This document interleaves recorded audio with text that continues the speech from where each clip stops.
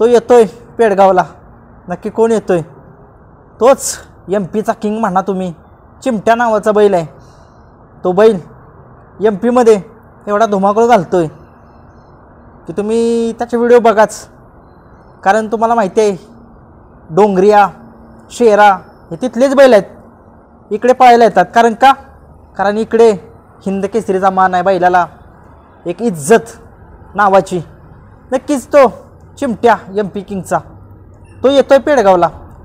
नक्कीच त्याचा पळ हा चित्त्यासारखा पळ आहे.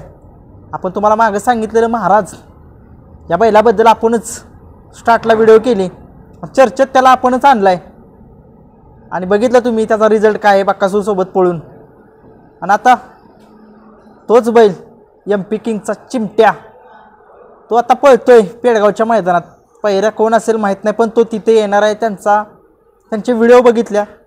त्या व्हिडिओमध्ये त्यांनी सांगितलंय ते हिंदी बोलतायत लोक. त्यांना हिंद केसरी करायचे त्यांच्या बैलाला. कारण त्याच्याकडे अवॉर्ड्स एवढे आहेत काय बोलाय नको. कारण त्या बैलानं तिथं विक्रमाचे विक्रम केलेलेच आहेत.